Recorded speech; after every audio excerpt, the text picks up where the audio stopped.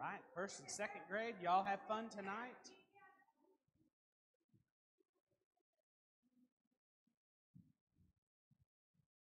Third and fourth grade.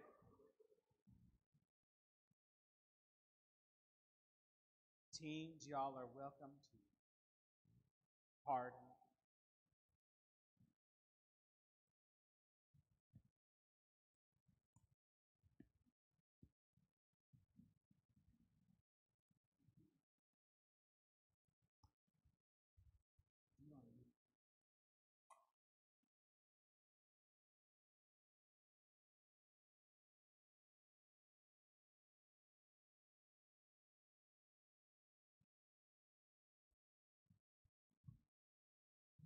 So our adult class tonight, I've got Brother Adam Richardson. Now I want to tell you all, I met Adam a number of years ago. We went to Upward, and he was one of their keynote speakers. I don't remember if it was the first year that Jacksonville had put Upward on, or if it was their second year and our first appearance. I don't remember exactly, but Brother Adam impressed me during those classes that he taught there for the youth rally, and so I've been wanting for the last couple of years to get him to come and speak to us. So he agreed to come talk to us tonight. He'll be talking to us on the subject of the Israelites and their great escape out of Egypt. Some little trivia information. There'll be a quiz later. Adam preaches at the Petersville Church of Christ up in Florence. He's been the minister there for 5 years. He's been married for 21 years. You wouldn't know by looking at him, but he says he's old, so I'll take him at his word. He's got 3 teenage children. The oldest one is 18. Bless his heart, right? He's currently studying at Heritage, and he has an undergrad and a grad degree from Freed-Hardeman. So very excited to hear him tonight. We'll give him the floor, and I hope you all will be blessed in this lesson. Brother Adam, you are on. Well, good evening. I had hoped to be able to come last year and be a part of VBS, and it didn't work out. And like you said, we'd gotten to know each other a little bit at Upward, and we were again at Upward together down in Jacksonville this past year, just a couple weeks, I think, before the hurricane came through there and did all the damage to the college campus and also to the church building down there. You know, we had been in that building together, you know, and I was thinking when I heard that news, you know, that we had been standing right there when disaster, you know, that same place where disaster had struck. It makes you stop and think and ponder things a little bit. But Adam and I had been out there talking on the balcony or on the front porch, and he'd been talking about some of the work he'd been doing over in Africa and talked about some of the places we'd been and all that kind of stuff. Valdosta is a congregation that I feel a connection to. The work in Du Bois, Wyoming, I believe, is a work that has been aided by you guys here. We've got one of our elders, Brother Lewis McAdams, who goes out there and is familiar with the congregation there. And I think just this past year there was some work done on their church building and some other things like that. I think it was it Benny Hale? Is Benny here tonight? That's what I thought. Benny's the one that went out there and did a lot of that work, and Bob, our elder, Bob Parks, said to tell you, hey, so I'm doing that in an official capacity, so everybody here knows I passed that on. I've done what my elder asked me to do. If you could report that to him, I would greatly appreciate that. But we do appreciate that connection and that as well. I got back from what I would consider to be a very strange trip just a couple of weeks ago, probably about a month ago now. Have you ever heard of anybody taking an emergency mission trip to Haiti before? I know you've heard of people taking mission trips to Haiti and to all kinds of other places, and you've probably heard of people taking emergency trips maybe for medical aid or to provide some kind of assistance in a disaster relief or something like that. But this was, in reality, an emergency mission trip to Haiti. I've never heard of a trip like that before, and there's certainly people that have probably done that before, but it was a new experience for me. we went to a place, and this is the reason why I talk about it tonight, because it kind of bears on what our topic is. The name of the place we went was called Canaan. We're going to talk about the children of Israel and the Exodus tonight. And Canaan in Haiti is a new settlement, a new little village that's being built. Canaan is made up of people in Haiti who lost their homes, lost their possessions, lost everything that they had in the earthquake that struck Haiti in 2010. Some of you may remember that or know about that. It was cataclysmic.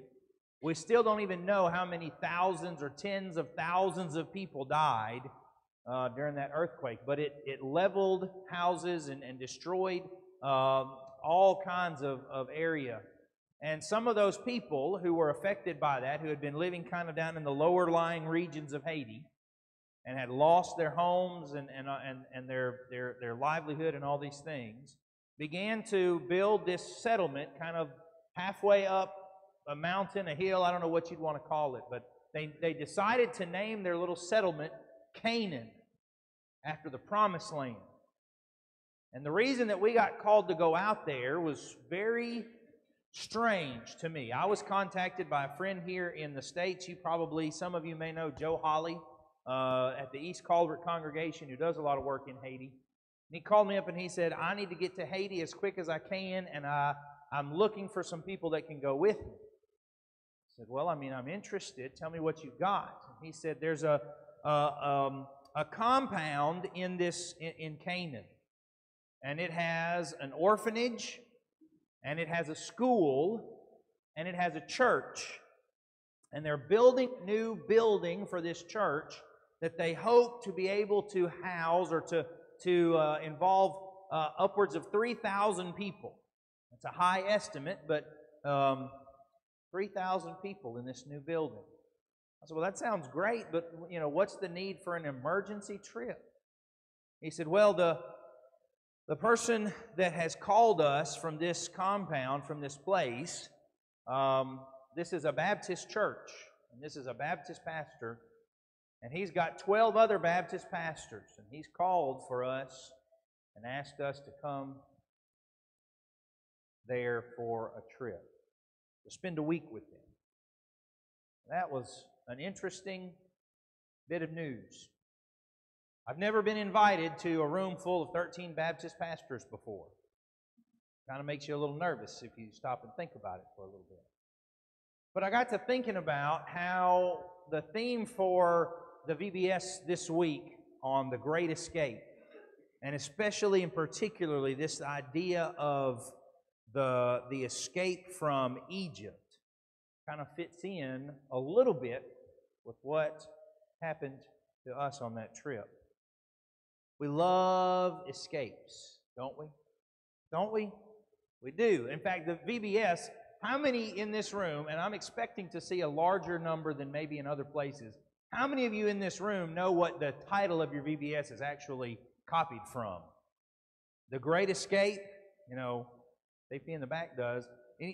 How many of you saw, I'm talking about the movie, right? Who was the famous actor, the more famous of all of them in that movie?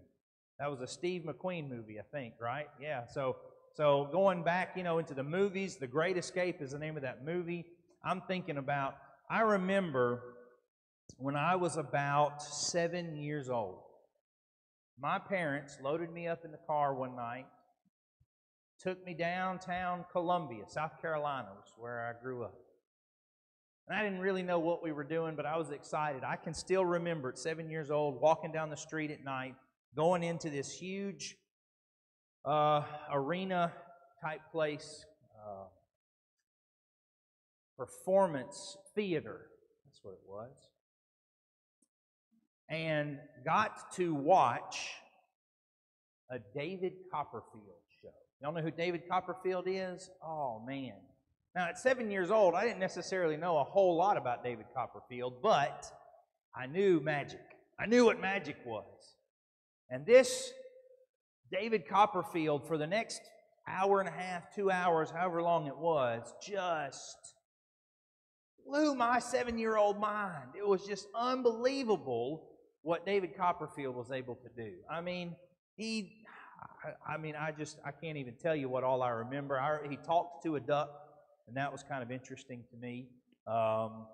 At 7 years old, you can imagine, but he flew through the whole, he somehow levitated himself and flew around. He did all kinds of stuff, but he also, I can't remember what the object was. Some of you may remember his TV programs. He had like 4 or 5 TV shows on in the maybe 80s and 90s, things like that. He made the Statue of Liberty disappear. He made an airplane disappear. I mean, these huge things, and he made them disappear. But he was also really good as an escape artist. Put him in a straitjacket, he could get out, or other kinds of tricks where, it looked like his life was in danger. Of course, the greatest escape artist, from a magician standpoint, I'm thinking about Harry Houdini. Some of you may have heard of him. Harry Houdini was not the best magician of his day. He was not the best illusionist of that time period. In fact, his teacher had 2 students, Harry Houdini and another guy. And that tells you how great the other guy was. We don't even know his name. But the fact is that the teacher chose the other guy to carry on his legacy. He said he's a better showman, he's a better magician, but everybody remembers Harry Houdini because every night that he performed, he put his life on the line. He performed daring escapes that most magicians, especially at the time, weren't willing to perform because he really was in danger of losing his life if something went wrong. A lot of the things we see today are manufactured drama. He was really kind of in danger. Right across the river in Florence, just right across the bridge, about half a mile once you cross the bridge, there's an escape room, right? These new kind of things, escape rooms to get, you have to solve puzzles and you have to figure out the clues and you have to walk through the different obstacles in order to escape the room. And if you escape, they give you, standing ovation. You don't win anything. That's it, And if you don't, they make you take your picture with a sign that says, I'm a loser, or something like that. It's not very nice. But they're really exciting. But this idea of escaping is something that, I don't know, for some reason it kind of seems to speak to us on a very subconscious level. It's almost as if we recognize that we're in trouble. It's almost as if we understand that there's danger around us, and we have this primal instinct to want to get out, want to get free. In the Old Testament, the 3 greatest events in the Old Testament follow the same kind of pattern. The 3 key events, and there are many things that we could talk about, but the 3 key elements, the 3 most significant events of the Old Testament are, first, at least from a Jewish perspective, let me qualify it that way. First, the life of Abraham. Second, the life of Moses. And third, the life of David. Those are the 3 most influential people from a Jewish perspective in the Old Testament. Abraham, because God called him, had a special relationship with him, established that significant covenant in the book of Genesis. And then Moses, because God used Moses to deliver his people. Let my people go. The message to Pharaoh that we're going to talk about a little bit more detailed about tonight. And then David represented this vast kingdom idea, this dynasty, this monarch, this royal throne, this royal lineage, an era of peace and prosperity for Israel. All 3 of these individuals marked key moments of significance in the life of Israel, and they all had this element of escape built right into them. Think about God calling Abraham in the book of Genesis. Genesis 12 is, the first time we kind of talk about a covenant that God starts to make with Abraham. But God tells Abraham, get up and get out. Get away from your kindred and your people. And it's a type of escape. It doesn't read like a car chase, that you watch in an action-adventure movie. It's not like the bad guys are right on his heels at any moment. But it is still describing for us Abraham going on a journey to get out, to get away. Of course, when we talk about Moses tonight, when we talk about Egypt, there is an escape. There is a very deliberate enemy. There is a problem that has to be overcome, and there is a force that is against God's people. But Moses steps between the Israelites and their enemy and helps to deliver them by the help of God. David seems a little bit trickier. We don't always think about David's being king as being something that has to do with escape, but remember that the road to the throne for David was not paved in gold, was it? David's ascent to being the king of Israel was not simple, because Israel already had a king who didn't appreciate the fact that he was not going to continue to reign. King Saul was the first king of Israel, and every king has an assumption that when I finish being king, I'm going to hand off the kingdom to my heir, to my son. My name will be carried on. My dynasty will continue. And yet, because of disobedience, because of hubris, God tells King Saul, you are cut off from being king. Now, why he didn't just cast him away from the throne at that moment is very complicated. And it complicates matters. Saul continues to be the king, even though God has said, I am going to replace you.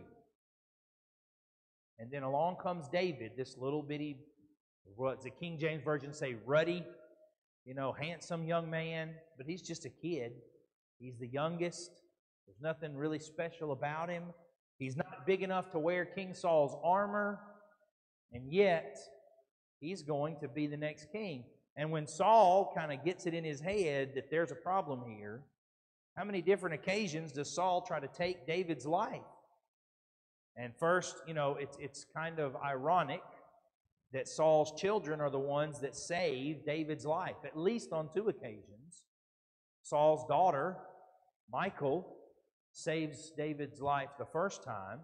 The second time, it's his best friend Jonathan, who should have been king according to the idea of a dynasty. But he saves David's life, and David knows to run away. King Saul has David trapped in a cave, but doesn't know it. And David shows that he could have taken Saul's life on a couple of occasions, but wouldn't do it. But David has to escape from King Saul in order to establish this dynasty or this lineage.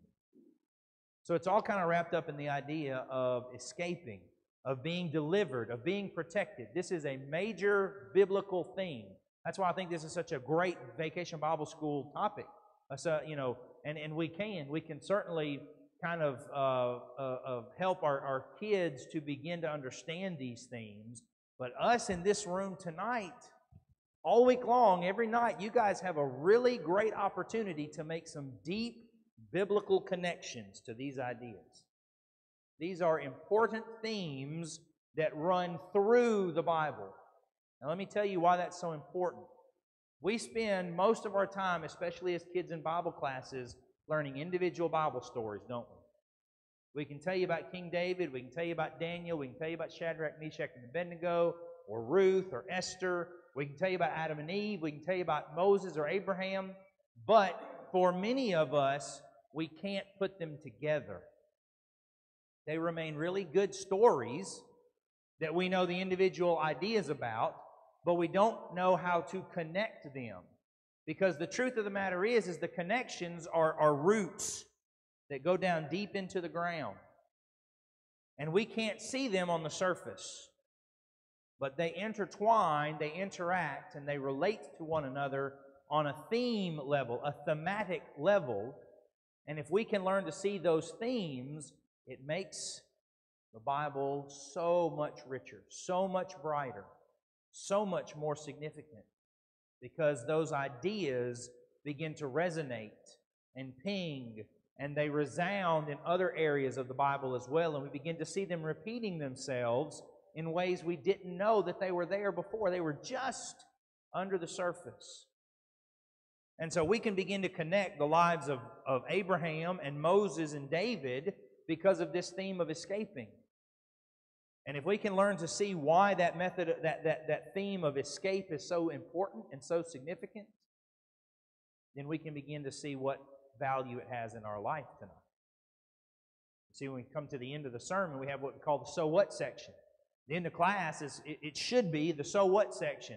All right, you give me all this information, you give me all this knowledge, so what? What am I supposed to do with it? You know, if somebody came up here and stood here and lectured for an hour about, some particular machine part on an airplane, anybody in this room who likes airplanes might be interested in that. But at the end of the night, if you're not particularly interested in airplanes, you might sit back and say, what does that have to do with anything? Why does all that matter? Well, from a biblical standpoint, the so what section is these themes are important because they repeat themselves over and over again. And if it repeats in the Bible, it's probably because it matters for all people. It's probably because this is not just something that they had to deal with in Genesis. It's not just an issue of Exodus. It's not just a part of the minor prophets. This is a human issue. Raise your hand in this room tonight if you are human. I'm just trying to wake you up right now, make sure, all right? So if you didn't raise your hand, there's some of you I'm worried about are robots or something like that, but for the most part, I think everybody's okay.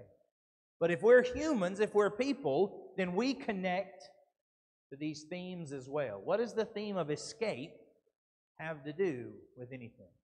It's also interesting. You talk about Moses, you talk about Abraham, you talk about David.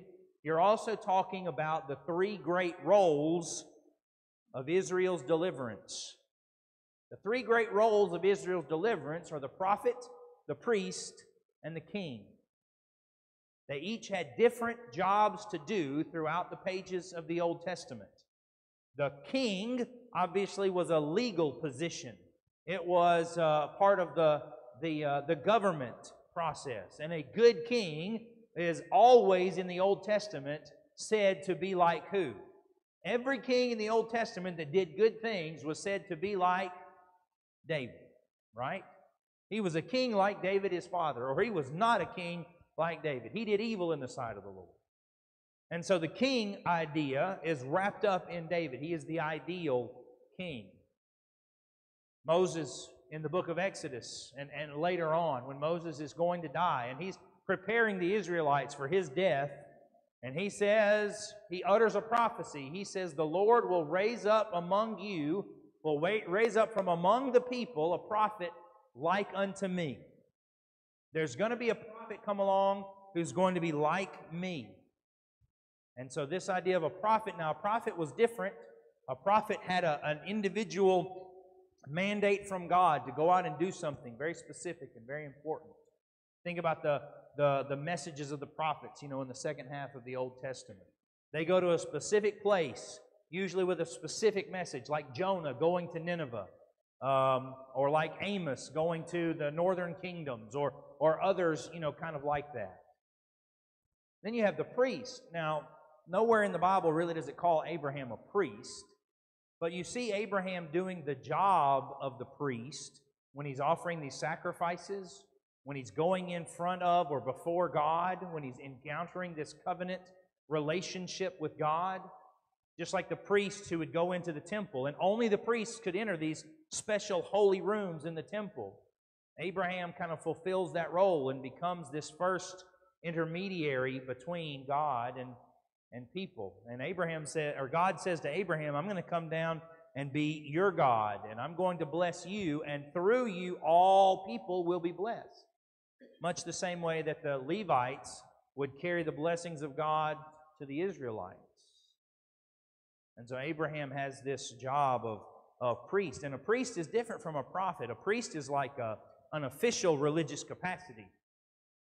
He's got, the priest in the Old Testament had a different sphere of influence around the temple, around the way to worship God. The priests ministered at the temple. The prophets went all over the place, had different jobs to do. The king sat on the throne from a legal perspective, but all three of them are wrapped up in the ones who are to deliver, to protect, to honor God's relationship with the people.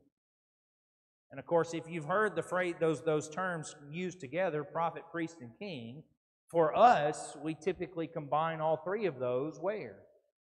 In Jesus Christ, don't we? We see in the life of Abraham echoes of Jesus.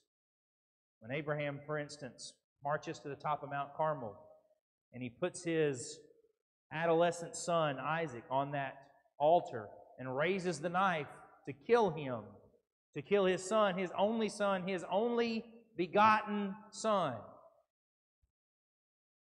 until God stays His hand and says, now I see that you will not withhold anything from me. We see Jesus echoed there in the sacrifice that God provides. The Lord will provide the ram.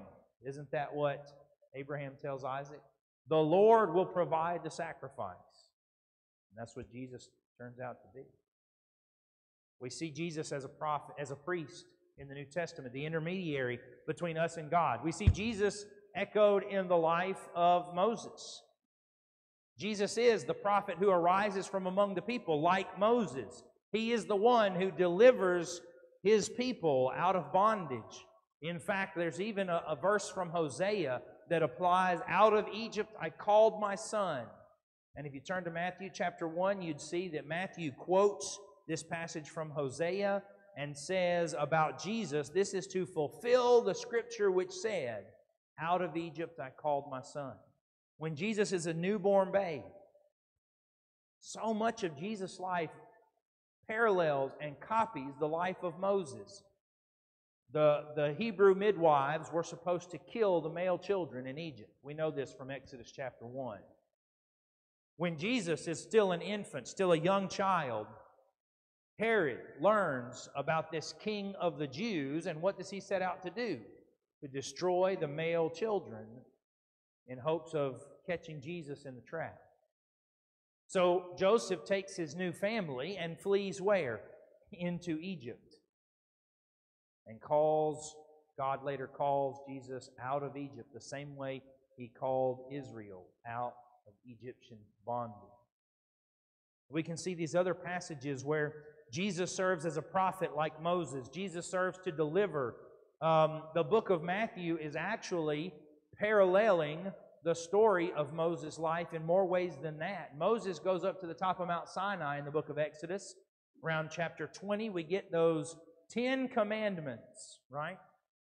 You know, there have been people who've sat back and studied the Sermon on the Mount and realized that you can outline the entire Sermon on the Mount, Matthew 5, 6, and 7, along the lines of a new set of 10 commandments. Jesus, and what do we call that? The Sermon on the what? The Mount. Jesus goes up on a mountain and gives a new set of commandments. It's amazing the parallels for Jesus as a prophet like Moses.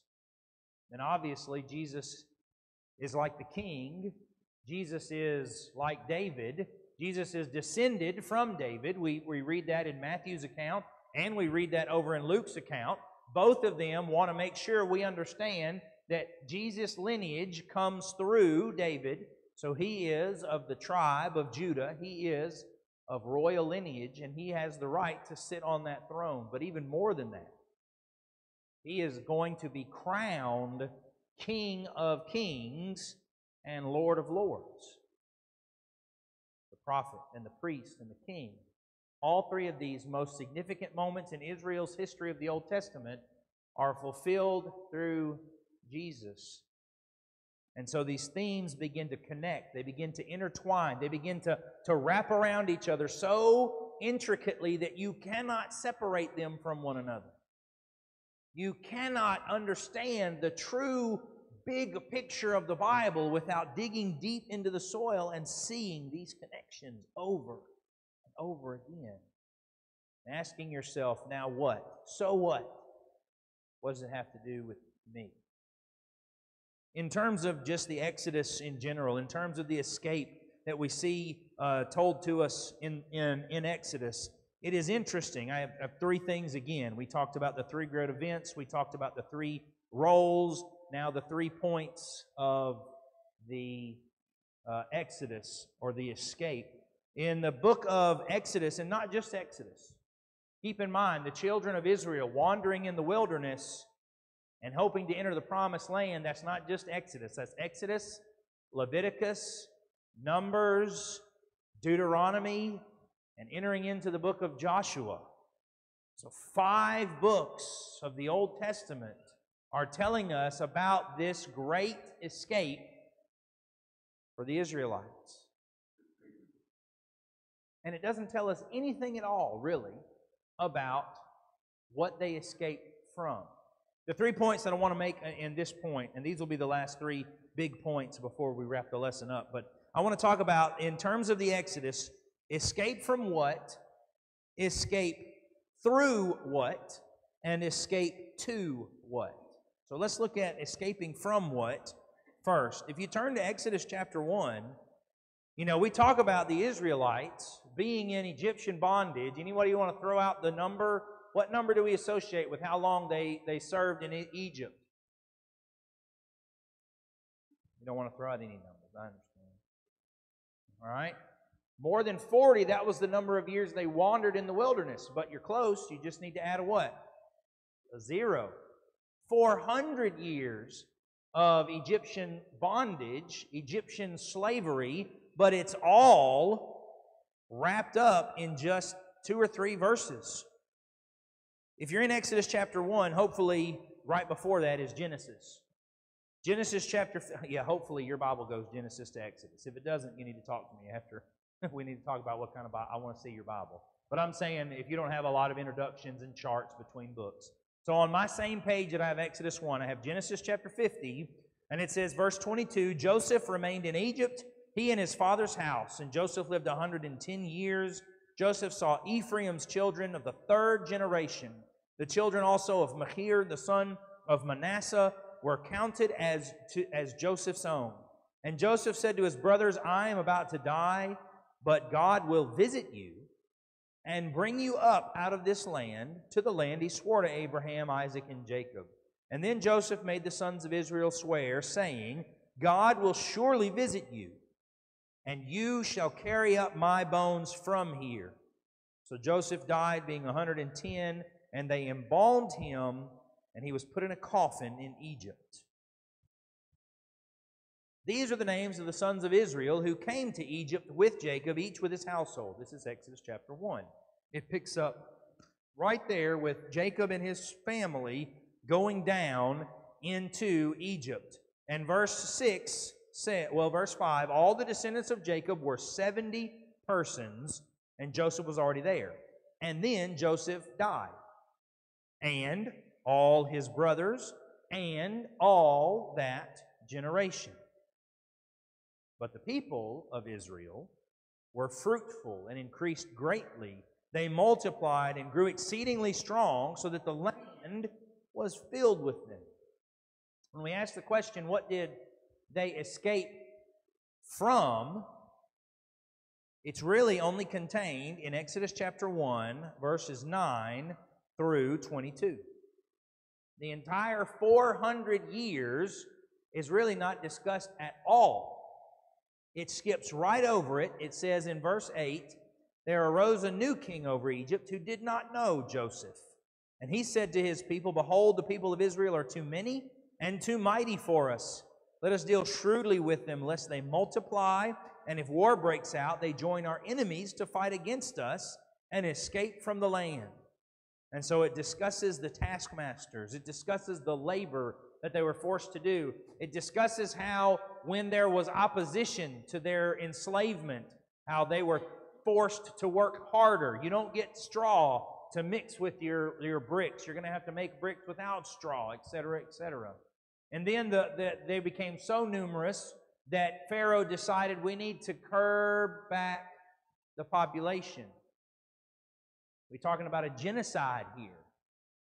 Talking about Pharaoh said you need to expose these newborns. That's a phrase in the ancient Near East that means when the baby's born, if it's a male child, you just leave it out in the elements. You don't wrap it up. You don't protect it. You don't save it from...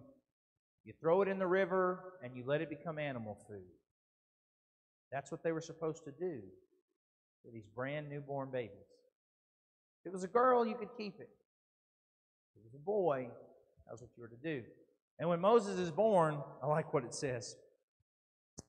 In chapter 2 and verse 2. This is English Standard Version. The woman conceived and bore a son, and when she saw that he was a fine child, she hid him 3 months. Now, what mama ever gives birth to their child and says, "That's an ugly baby"? I mean, I don't think that's ever. Now, somebody else might not have the heart to say it out loud, but no mom, every mother looks at their baby and says, "That's a fine child." But she determined that she wasn't going to follow the edict. I'm sure there were other mothers at the same time who tried and maybe succeeded to do the same thing. But the point is that Moses winds up becoming, and we know how the story of Moses goes. We know that Moses is hidden in an ark. That's the exact same Hebrew word for what you talked about last night with Noah. Noah was saved by an ark. Moses is also saved by an ark. It's just a much smaller vessel, but it's still something that will preserve you through the waters. It will take you through the waters and it will save. So what did they have to escape from? There was, first of all, the bondage, the slavery, the hard work and labor. There was the punishment that they received. There was the genocide that was forced upon them. In fact, to me, part of the cruelty of what Pharaoh decided to do was he used the Hebrew midwives against the Hebrew people. He attempted to try to coerce the Hebrews themselves to kill their own people. Imagine the mental trauma that would create for these people. Just physically, literally, for just a moment, imagine that you're a Hebrew midwife, or you're the husband of a Hebrew midwife, and a midwife was the closest thing back then to a medical surgeon that we have today. A midwife in ancient Israel was a highly specific, specialized job. You think about infant mortality rates. You think about how many children that were born did not survive to 5 years old. Many estimates of the time are 50 to 60% of children born at this time, they wouldn't make it to 5 years old anyway.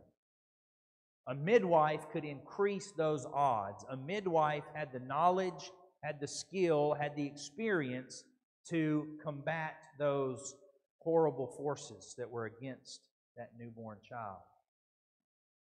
To take those people and to tell them, next time you assist in a delivery, if it's a boy, you silently kill it. Imagine if you're that midwife. Imagine if you're the husband of that midwife, and you have to walk through the village. You have to walk through the settlement where your families live, where the relatives, the next of kin, and others that you have, and you have to see these mourning families, women and men who lost a child. Imagine the trauma. Something had to be done. And that's, of course, why the Bible says that Israel cried out to God, and God heard, and God remembered. God was going to act. Escape from what? This horror of the Egyptian suffering. But escape through what? What are they going to escape through?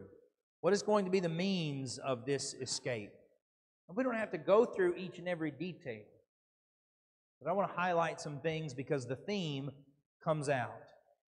It's fascinating to me that they could not leave Egypt until something or someone died. A very important point that we have to learn from the Exodus. They could not be free until something or someone died. Now, as we return to that in just a minute, that was the 10th and final plague. There were 10 acts that God took against Egypt. And what's fascinating to me is each one of those actions corresponded with some god or goddess that the Egyptian people worshipped as all-powerful. There was the god of the Nile River. There was the god of the sun. There was the god of the crops and the animals. There was the god of fertility. There were the gods and goddesses of all of these different things. And one by one, through the 10 plagues, God defeats each and every one of them. You think about a great boxing match. And you know, today, in today's world, they hype up these boxing matches for months. So-and-so is training against so-and-so, and they've got video in each one of them's training camp, and they're getting ready to fight one another, and they've got months and months building up to and leading up to this fight, and they're going to climb in the ring with one another, and they're going to just start beating on each other. They're going to start throwing fists, and they're going to be ducking and weaving and bobbing, float like a butterfly, sting like a bee, right? Muhammad Ali. Maybe the fight lasts 1 round. Maybe the fight goes all 12 rounds if it's a heavyweight national title fight. But at the end of that fight, they're both going to be beat to pieces, and one of them is going to be declared the winner. But either way, they're both going home, and they're putting ice on different parts of their face and arms and abdomen. They're beat up. What would it look like if those heavyweight fighters got into the ring, and as soon as one fighter defeated another, the referee said, "We have a winner," raised his hand and said, "Now entering the ring, weighing in at 225 pounds, the next contender." And that fighter had to go straight from defeating one heavyweight boxer to fighting another heavyweight boxer. And when he defeated that one, he had to fight a third and a fourth and a fifth and a sixth and a seventh and an eighth and a ninth and a 10th. 10 in a row, one after the other, trying to defeat this fighter. This is essentially, in Old Testament standards, what we read about with the 10 plagues. God goes down the list of Egypt's great pantheon of gods and goddesses and defeats each and every one and says, "Bring me another." Is that all you've got? Bring me another.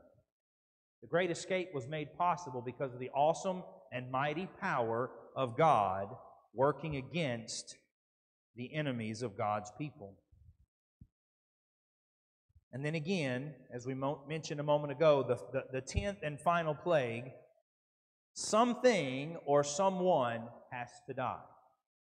For the Israelites, it was a lamb. It was a Passover lamb.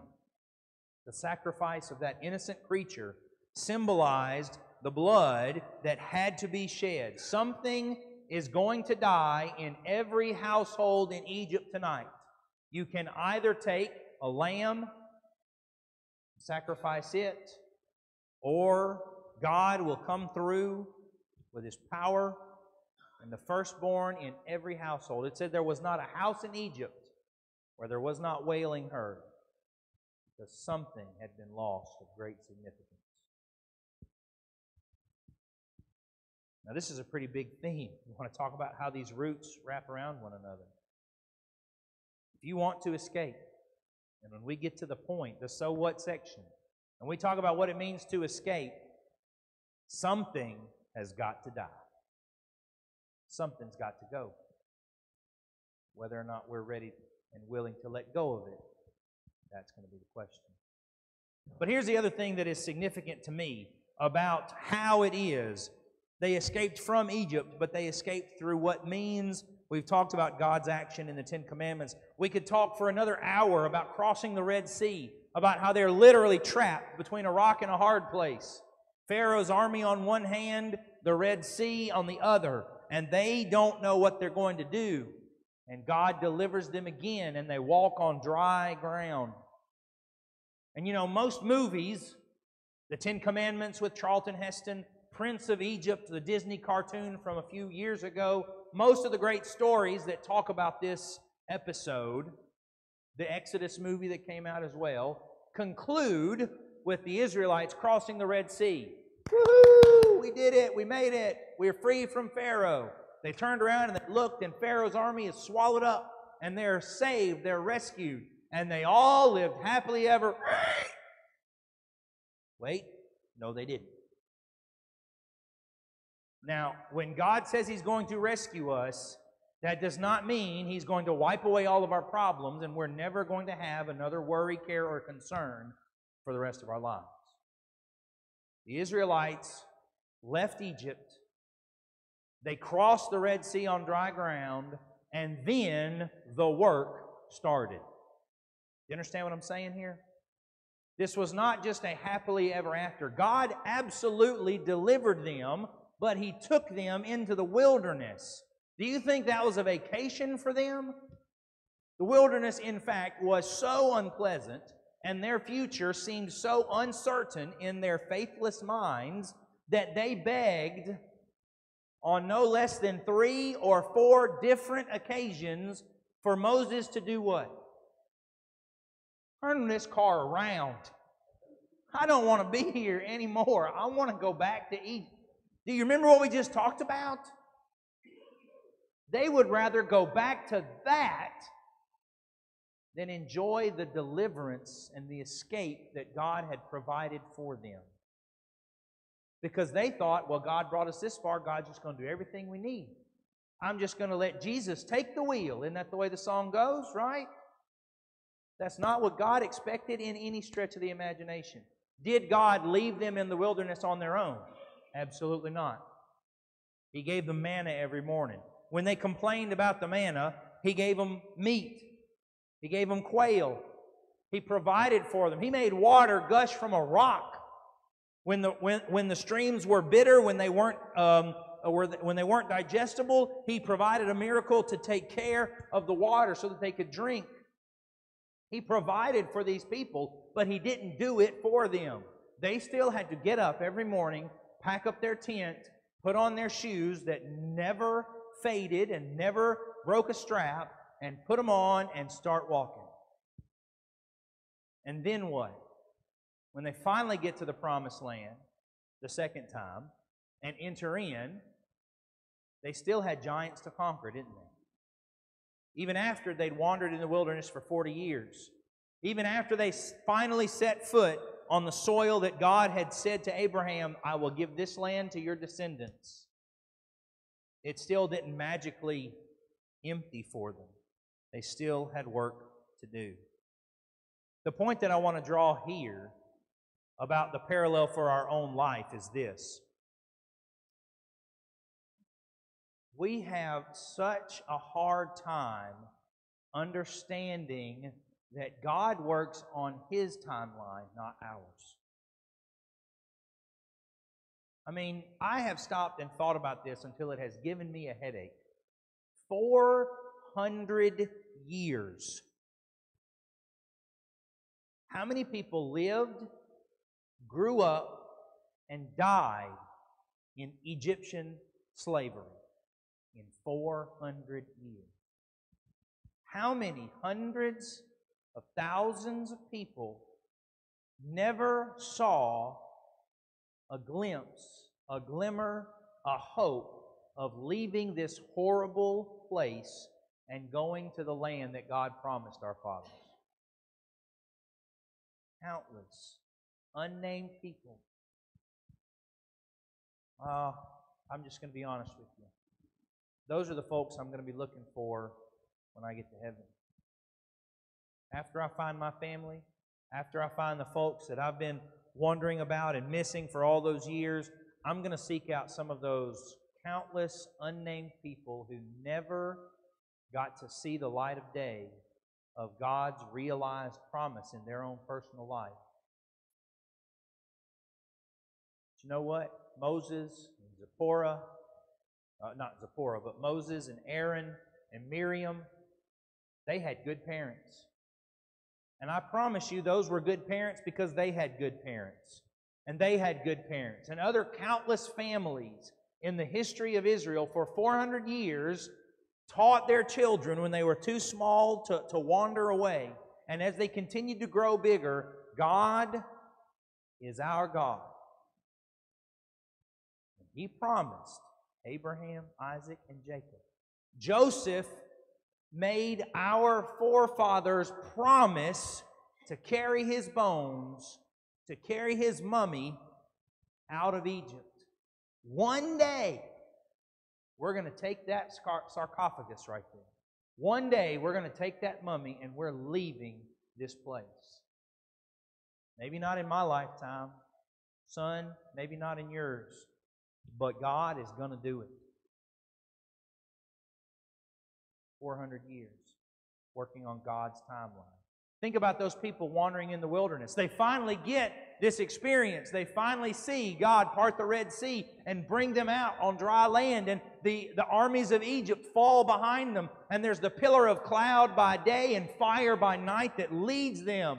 They see God at Mount Sinai. The thundering, the rumblings, the earthquake, the dark clouds. Moses comes down with the 10 Commandments. And they've been faithful that whole time, haven't they? Well, that depends. They couldn't even last 40 days, friend. The Israelites, once they'd seen the miracles God had performed to deliver them, as soon as they get to this place where Moses says, God is right there, I'm going to go right up. You know, a lot of you in this room have had or have right now these young children, and you're like, I cannot turn around and leave you for 5 minutes before you have gotten into some of the worst. How do they do that? How do our kids do that? That's the children. Maybe that's why they call them children of Israel. Because Moses couldn't turn around and leave them for any length of time before, what did Aaron say? Well, they brought me all this jewelry, and I tossed it in the fire. Weirdest thing. Calf jumps out. Oh, my goodness. Here they are, finally experiencing this miracle, and they can't keep it together. They can't remain faithful. They want to go back. Why? Because they doubted. They got to the promised land within 1.5 to 2 years. They got there. They're sitting on the border, and they send in those spies, and they're like, nope, there's no way. 10 of them, nope, there's no way. We need to give up. So God says, okay, you don't have to go. You don't want to go, you don't have to go. And 40 years pass. Oh, man. Can you imagine being 25 years old? Can you imagine being 25 years old when those spies come back, and you're one of the ones that vote and say, nope, I'm not going up there. 25 years old. If you're over 20, you're considered an adult by this group. And in this numbering of people. 40 years, you're going to walk day after day. You're going to see the miracles. You're going to experience an awful lot of things, but somewhere along the way, you and your wife, you and your husband, you're going to have kids. They're going to grow up. We are going to a promised land. We are going to this place. We're not, and again, thinking about kids, when you're on that trip and you got those 2 or 3 kids in the back, especially if they're close enough to touch one another, Mom, Dad, are we there yet? Are we there yet? Are we there yet? Oh, how many times did the Israelites have to hear that question or ask that question? Are we there yet? Are we there yet? Are we there yet? And then you fall in the wilderness. You die there. Everybody, even Moses, falls in the wilderness. Joshua and Caleb are the only ones over 20 years old who make it. And then this new group of people crosses in. Only the faithful, only the young. We talked about what they escaped from. We talked about through what they escaped. What did they escape to? This land flowing with milk and honey. This promised land where there was still work to be done. What made Israel so great? What made the land of Canaan so significant? It was because God was there. God said, I'm going to let you settle down. You're not going to have to walk every day. You're not going to have to wonder where your next habitation will be. You're going to live in houses you didn't have to build. You're going to reap harvests from crops you didn't plant. I'm going to take care of you. Go back to that land of Canaan that I started talking about in Haiti at the beginning of class. In Haiti, they called this new place Canaan, and there was a Baptist pastor named Servilus Robinson. And he had called.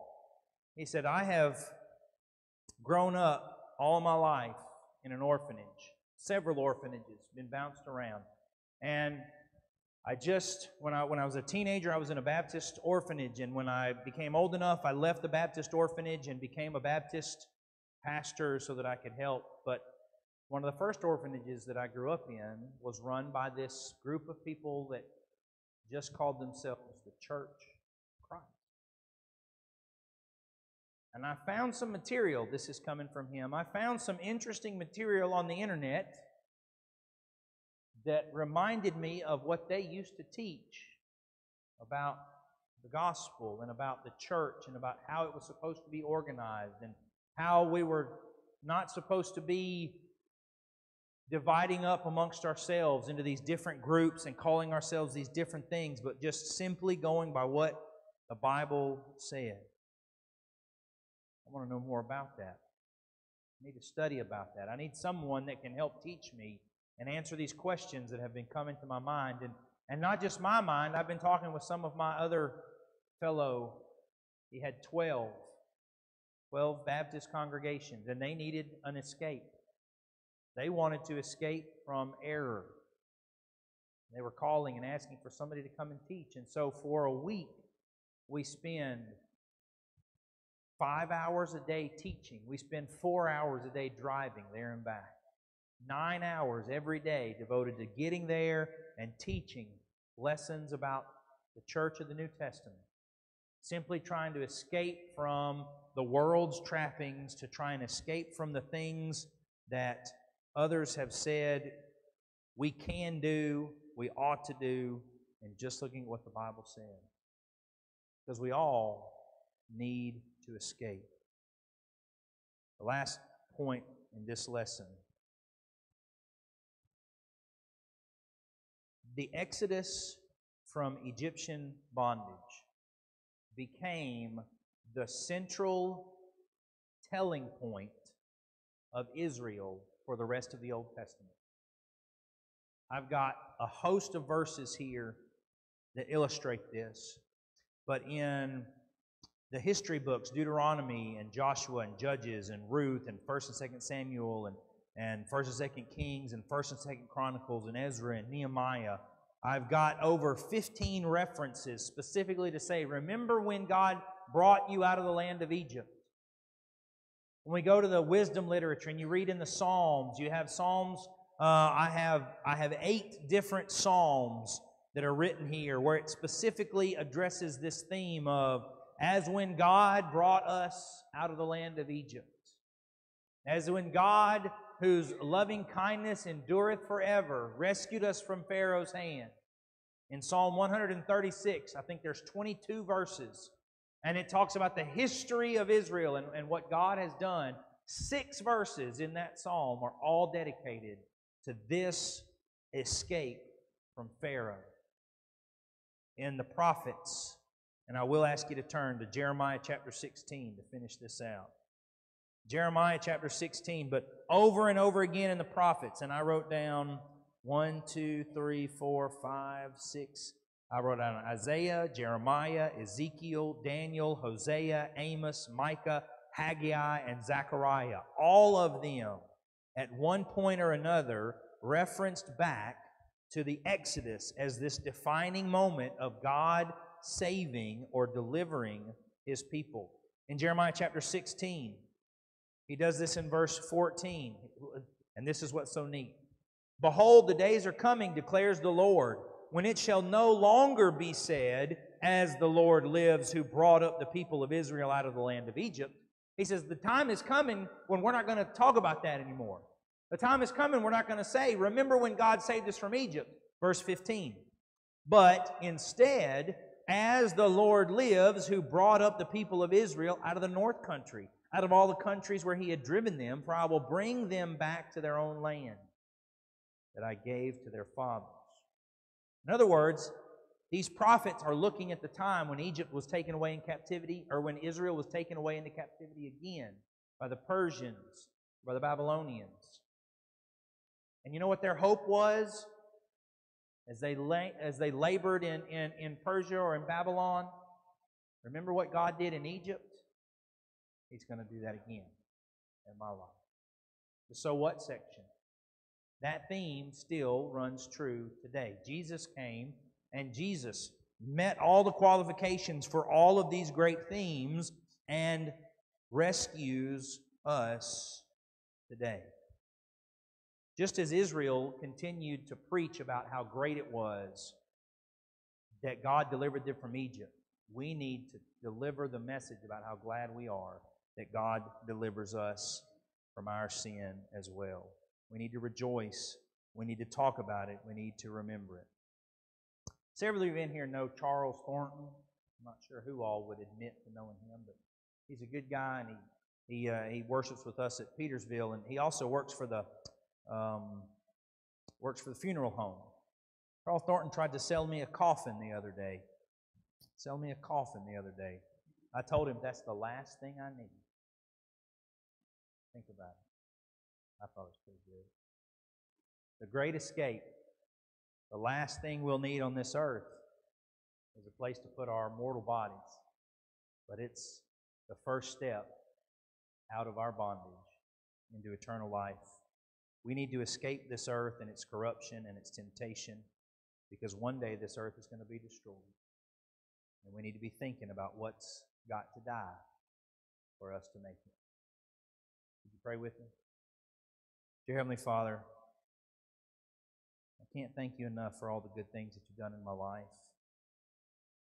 As we think about how you've delivered your people throughout every age, over and over again, time and time again, from Noah and Moses and Paul and Silas and Christ, escaping the finality of death. We know that you long to rescue us as well. We ask you to help us to see our need, to be willing to reach out and ask for help, to be faithful when you do rescue us, that we would walk and that we would conquer the giants that are before us, that we would rely on you to save us. Help us each and every day to be the kind of people that you want us to be. Help us to be that city that's been set on a hill so that we can shine like stars in the universe. Forgive us when we fall and give us the strength to stand and try again. It's in Jesus' name that we pray. Amen. Thank you all.